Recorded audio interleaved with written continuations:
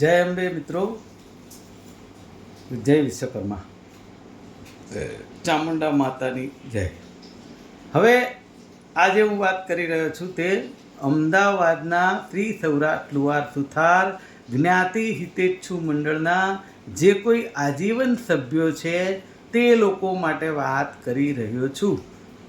જેને ગમે એને સાંભળવી અને ઉતારવી, ન ગમે એને ન ઉતારવી. કોઈને મારી ક્યાંય દબાણ નથી, પણ કદાચ તમને જે જાણકારી નથી તે આપવા માગું છું.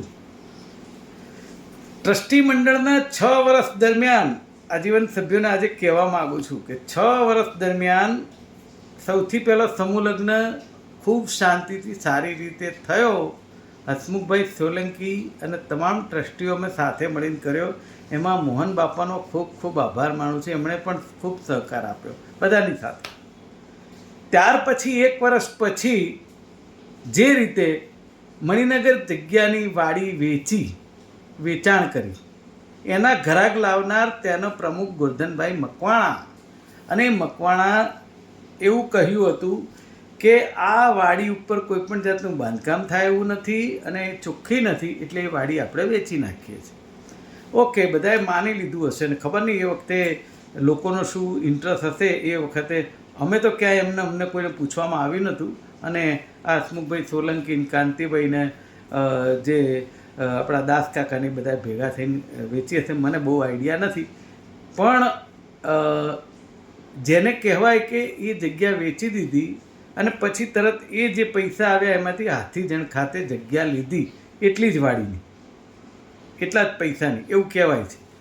અને સાથે 30,000 વાર જગ્યા લેવામાં આવી. 8,000 વાર જ છે સમાજની, પણ જગ્યા લીધી 30,000 વાર. એમાં કોણ કોણ કેટલા ભાગીદાર છે એ લોકો જાણે, આપણને કંઈ ખબર નથી. પણ સમાજની 8,000 વાર જગ્યા લીધી એવું કહેવામાં આવે છે, એવું આપણે જાણીએ છીએ. પછી સમય જતાં 1 વર્ષે મને એવી ખબર પડી આપણા ચાર્ટર્ડ એકાઉન્ટન્ટ દ્વારા કે ભાઈ આ જે તમે સમાજના જે પૈસા આવ્યા છે, ચેકના પૈસા, એ તમે ટ્રસ્ટના ખાતામાં ભર્યા છે, એનો ટેક્સ ભરવાનો આવશે તો એ કોણ ભરશે? બસ એ વાતને લઈ અને મારે ચર્ચા ચાલી. અને આપણા મેનેજિંગ ટ્રસ્ટી તો બહુ કંઈ ધ્યાન નહોતા આપતા, કારણ કે એ એમના મેનેજર જ વધારે પડતું કામ કરે છે, એ તો કંઈ કરતા નથી. પણ આપણા હસમુખભાઈ સોલંકી અને કાંતિભાઈ પ્રાગજીભાઈ પીઠવા, આ 2 જણા વધારે રસ લઈને બધું કામ કરતા. એટલે એ લોકોએ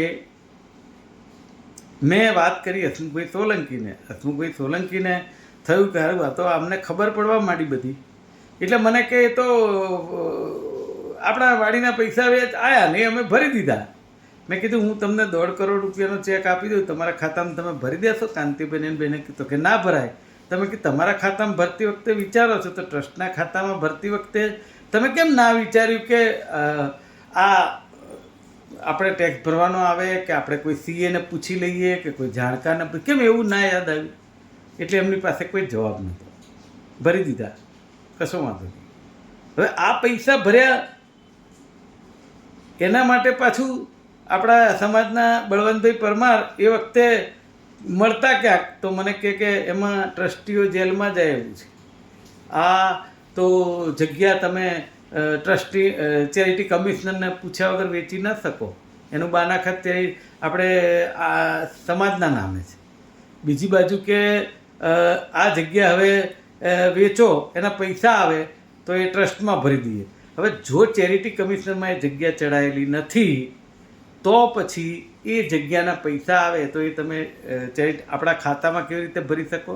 અને આપણા ખાતામાં ભર્યાનો વાંધો નથી, તો પછી એ જગ્યા ચેરિટી કમિશનર હોય તો એની પરમિશન વગર વેચી ના શકાય. ટૂંકમાં ટેકનિકલ વસ્તુ એવી હતી કે જેનો જવાબ હસમુખભાઈ પાસે નહોતો. હવે એ લોકો 4-5 જણા જે કંઈ કરવા માગતા તે કર્યું હશે, ભગવાન જાણે. એમાં હસમુખભાઈને કાંતિભાઈનો મેઇન રોલ છે.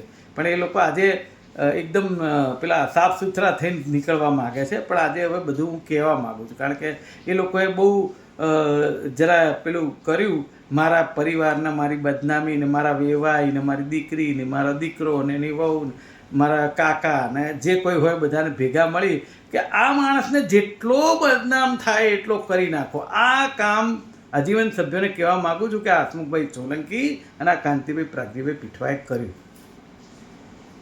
અરે હું કહું છું, કોઈક તો વિચારશે ને 10 થી 12 હજાર આજીવન સભ્યો છે. તમારી મિટિંગની અંદર 50, 100, 150 માણસથી વધારે કોઈ હોતું નથી. એમાં 50 જણા તો એના એ જ હોય છે, જે જગ્યાએ 2-3 મિટિંગના ફોટા મેં જોયા એના એ જ હોય છે. તો પછી આજીવન સભ્યો તો 8, 10, 12 હજાર છે. તે બધા સભ્યોને એ લોકો તમને ચૂંટણી જાહેર કરો, છાપામાં આપ્યું તો સોશિયલ મીડિયામાં બધા મત આપશે. જો તમારી લાયકાત હશે ને તમે જો વાત કરી હશે તો. મારે કે દાસ કાકાને તો ક્યાંય ઊભું રહેવાનું નથી. પણ તમે આટલી બધી ચિંતા કેમ છે ચારે બાજુ મિટિંગો કરવાની?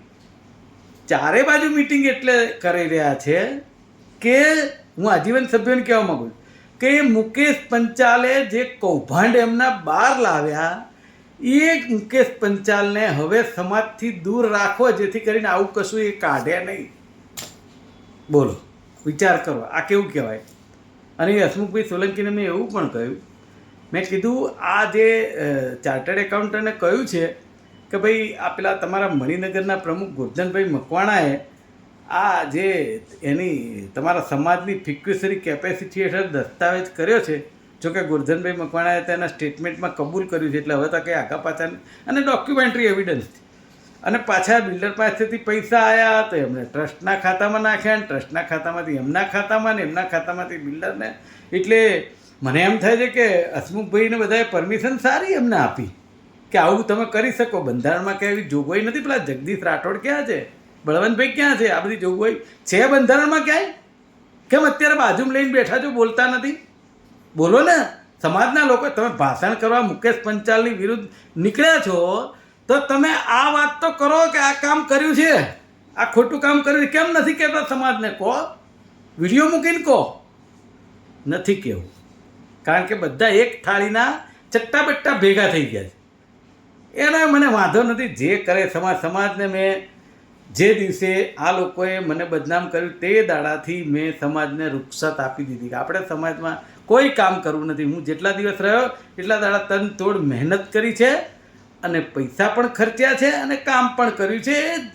જો દાદા વિશ્વકર્મા ને મારી મા અંબે જોવે છે, એમાં મારે કોઈની સાબિતીની જરૂર છે. જેને જેને મદદ થઈ છે, જે લોકોએ મારી પાસેથી મદદ લીધી છે, બધા જાણે છે. આપણે કોઈને કહેવાની જરૂર નથી, બરાબર? એટલે અને પેલા જગદીશ રાઠોડ બોલતા હતા ને કે તમે એ જે કોરોનામાં કીટ વિતરણ કરી એનો ફોટો છે, એને શરમ આવે છે?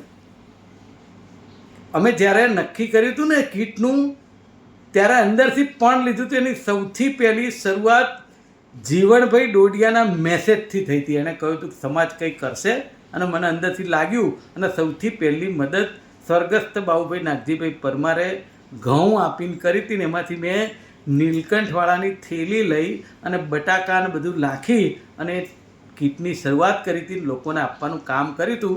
એના ફોટા નહીં પાડવાની શરતે મને કહેતા એટલું દુઃખ થાય છે કે પેલા હસમુખભાઈ સોલંકી આ જગદીશ રાઠોડની સામે બેઠા હતા અને પાછા કંઈ બોલતા નથી કે જગદીશભાઈ અમારે ફોટા નહોતા પાડવાના. એ કીટો વિતરણ કરવા જવામાં હું, HK પરમાર, એક પેલા દીપકભાઈ અને અમે 4 જણા હતા ને મારી સામે કીટો વહેંચી છે આખા સમાજને. પણ છતાં એ શુદ્ધ માણસ હસમુખભાઈ સોલંકી કે જે મને બદનામ કરવા બેઠા છે આજીવન સભ્યની સામે, એ માણસ કશું બોલ્યો નહીં. મેં તો હમણાં વિડીયો જોયા એટલે ખબર પડી. આટલી બધી હદ બહાર જતા રહે. શરમજનક બાબત કહેવાય હસમુખભાઈ સોલંકી તમારા માટે. તમે તો હદ પાર કરી નાખી. તમે તમારા પ્રચાર માટે મારા વેવાઈને લઈ આવ્યા. એને કીધું કે 1 કરોડ રૂપિયા માગે છે, સાબિતી બતાવો ભાઈ. આ સાબિત કરવું પડશે. આ તો છે ને એ બિચારા, તમારે તો કંઈ લેવા દેવા નહીં, પણ જે કેસ ચાલતા હોય દીકરા દીકરીના, એ લોકો માટે એક જાતના વયમનસ્ય ઊભા કરવાનું કામ હસમુખભાઈ સોલંકીએ કર્યું છે. તમે શું સાબિત કરવા માગો છો સમાજમાં? તમે શું કોઈ દીકરા દીકરીનો કેસ કરવાના હતા?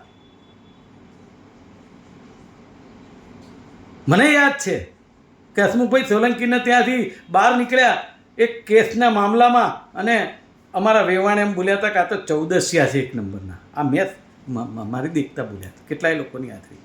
પણ મને એ વખતે નવો હતો, મને ખબર નહોતી કે આ સાલું શું આ બધું કહેવાય. આપણે તો કોઈનું સમાધાન કરવા માટે જઈ શકીએ.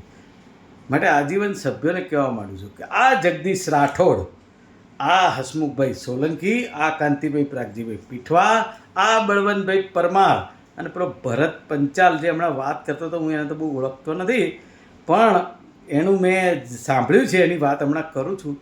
પણ આ લોકોને ઓળખી લેજો મિત્રો. તમારે એને ટ્રસ્ટી બનાવવા હોય કે આગળ, મને કંઈ વાંધો નથી, પણ આ લોકોએ ટ્રસ્ટી બનીને કંઈક કામ કરી બતાવ્યું એવું મને કહો. આ હસમુખભાઈ સોલંકી હોય કે કાંતિભાઈ પ્રાગજીભાઈ પીઠવા હોય, બરાબર, આ બે જણમાંથી કે કોઈ કામ કરી બતાવ્યું હોય 6 વર્ષ દરમિયાન સમાજ માટે, તેનો એક દાખલો આપે. મારી પાસે 15 દાખલા છે. માત્ર ને માત્ર પેલી એક અમારા ભાઈબંધ કહેતા હતા, બહુ સાચો મિત્ર અમારો, કે આ હસમુખભાઈ પેલી ધીંગલીઓના ખેલ ખેલે છે, એકને ઊંચો કરે, બીજાને નીચો કરે, બીજાને ઊંચો કરે, ત્રીજાને નીચો કરે. આ કામ કર્યું છે, એ તમને ખૂબ સારું આવડે છે. પણ થોડાક સમયમાં ભગવાન તમને ખૂબ સારી સદબુદ્ધિ આપી દેશે, ચિંતા ના કરો, બરાબર. અને આજીવન સભ્યોને વિનંતી કરવા માગું છું કે તમને જે ઠીક લાગે તે કરજો, પણ તમે સવાલ કરજો. આ મીટિંગમાં જાઓ ત્યારે સવાલ કરજો કે આ મીટિંગમાં ગુજરાતના ભામાસા પરસોત્તમ દાસ પિત્રોડા કેમ નથી? પરસોત્તમ દાસ પિત્રોડાને નોટિસ કેમ આપવામાં આવી? અરે હું કહું છું, નોટિસ શબ્દ જવા દો, વિનંતી પત્ર આપવામાં આવ્યું કેમ? એ વિનંતી પત્રના શબ્દો તો વાંચો, એને વિનંતી કહેવાય? એ વિનંતી કહેવાય? 5 આગેવાનો જઈને કહી શકતા હતા કે દાસ કાકા ચૂંટણી આપવાની છે. દાસ કાકાએ તો નક્કી જ કર્યું હતું, સમૂહ લગ્ન પછી મણિનગર વાડીનું કામ કમ્પ્લીટ થઈ જાય એટલે તરત જ આપણે ચૂંટણી ડિક્લેર કરી દો. અને મારા મુકેશભાઈને ક્યાંય રહેવું નથી, આ નક્કી હતું. પાણીના બોરના પૈસા અડધા આપવાના હતા તો મેં આપી દીધા 2.5 લાખ રૂપિયા. કાકાએ 50 થી 70 લાખ રૂપિયા ખર્ચી દીધા કે અમારા ખર્ચે કરી નાખવું છે, પણ વાપરવા લાયક થઈ જાય એટલે એનો સાક્ષી હસમુખભાઈ સિદ્ધપુરા છે, એને ખબર છે બધી. હસમુખભાઈ સોલંકીએ તો જે પૈસા 12-13 લાખ ખર્ચ્યા હતા ને, એ પૈસાનું લિસ્ટ આપી દીધું, કાકા આ મને પૈસા મારા પાછા આપી દો, મારે આમાં ક્યાંય 1 રૂપિયો ખર્ચવો નથી. આ મારી સાક્ષીમાં આપેલું છે. અને શું જોઈને તમે સમાજની ચિંતા કરવા નીકળ્યા છો મને ખબર નથી પડતી. માટે આ આજીવન સભ્યોને કહેવા માંગ્યું કે સવાલ કરજો કે ભાઈ ગોરધનભાઈ સામે આક્ષેપ શું છે અને એની તપાસ કેમ નથી કરાવતા? મુકેશભાઈ પંચાલે કેસ કર્યો તો કેમ કર્યો તો, ને કેસની નકલ અહીંયા વાંચો, શું આક્ષેપ હતા? એ કેસ પાછો કેમ ખેંચાવી લીધો તમે દાસ કાકાને કહીને? આજે દાસ કાકા પસ્તાય છે. દાસ કાકાને પીઠમાં ખંજર માર્યું છે આ લોકોએ કે તમે મુકેશભાઈ પંચાલને સમજાઈ બુજાઈ અને તમે કેસ પાછો ખેંચાઈ લો ગમે તેમ કરી. દાસ કાકાના કહેવાથી અમારા સગા થાય અને મેં એ વાતને માન્ય રાખી, બાકી હું કેસ પાછો નહોતો ખેંચવાનો. અને એ કેસ પાછો ફરી ઉજાગર પણ કરવાનો જ છું ટૂંક સમયમાં. આ તો કાયદો અને વ્યવસ્થા કોઈને છોડતી નથી ભાઈ. તમે એમ થઈ જાય ચૂંટણી થઈ જશે ને અમે પાછા બેસી જઈશું એટલે બધું પાછું દબાઈ જશે, એવું ના હોય ભાઈ. એટલે આજીવન સભ્યોને કહું છું, સવાલ કરજો. મીટિંગમાં હંમેશા સવાલ હોય અને કોઈ દબાવવાનો પ્રયત્ન કરે તો દબાતા નહીં. હું દરેક આજીવન સભ્યને કહું છું કે જ્યારે ચૂંટણી માટેની સભા હોય તેમાં સવાલ અવશ્ય કરજો. સવાલનો જવાબ તમને સંતોષકારક મળે તો વાંધો નથી, બાકી સવાલનો જવાબ સંતોષકારક ન મળે, તમારે શું કરવું એ તમારે વિચારવાનું. આજે આજીવન સભ્યો માટે ખાસ 2 હાથ જોડી વિનંતી માટે જ આ વિડીયો મૂક્યો કે બહુ જ લખ્યું આ લોકોએ મારા માટે, બહુ જ મારા ઘર પરિવાર, દીકરો દીકરી, સગા વાલા, મારી લાઈફ, સોશિયલ લાઈફ બધું ડિસ્ટર્બ કરવા માટેની કોશિશ કરી. આવું આ લોકોએ અને આ કાંતિભાઈ પ્રાગજીભાઈ પીઠવાના જે મળતિયા ગુજરાતમાં છે, મેં જે પીઠવા પરિવાર માટે વાત કરી એના, એ લોકોએ એક વ્યક્તિ એવો હતો એને કર્યું હતું, મેહુલ નામ હતું. એ માણસ આપઘાત કરવા તૈયાર થઈ ગયો તો, સુસાઇડ કરવા, એટલી હદે એને કરવા માંડ્યા હતા એમના જે મળતિયાઓ છે. મને એમ થાય છે એ મળતિયાઓને હું બધાને જવાબ આપવાનો છું, એકને નામ સાથે જવાબ આપવાનો છું, પણ હજી વાર છે. તમે તાર અત્યારે મોજ કરી લો, તમે બધા મને બદનામ કરી અને મોજ કરી લો, બસ એ જ મારી તમને વિનંતી છે. અને આજીવન સભ્યોને ખાસ અમદાવાદના વિનંતી છે કે તમે જરૂર ધ્યાન આપજો. બસ જય વિશ્વકર્મા, જય મારી મા અંબે.